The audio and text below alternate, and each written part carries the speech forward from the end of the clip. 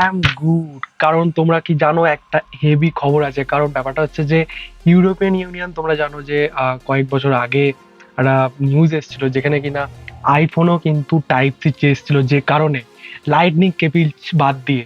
তো সেরকমই কিন্তু একটা নিউজ কিন্তু আবারও চলে এসেছে, থ্যাঙ্কস টু ইউরোপিয়ান ইউনিয়ন।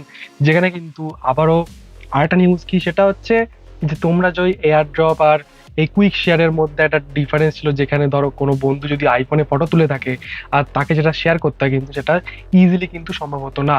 অনেক কিছু তোমাকে ডাউনলোড করতে হতো বা তোমাকে ফাইল করে পাঠাতে হতো হোয়াটসঅ্যাপে। তো এই অ্যান্ড্রয়েডের কুইক শেয়ার আর অ্যাপেলের কিন্তু এয়ারড্রপ, এই দুটোই কিন্তু ব্লুটুথ আর ওয়াইফাইতে কাজ করে। আর এখন যে সিস্টেমটা, সেটা কিন্তু এতদিন যে অ্যাপেল কিন্তু এই যে লিঙ্ক শেয়ার বা বলতে পারো যে ডিভাইস বা এই কানেকশন, এটাকে কিন্তু শিল্ড করে রেখেছিল, যেটাকে বলা হয় AWDL, Apple wireless direct link. আর এখন কিন্তু সেটা ওপেন করে দিয়েছে।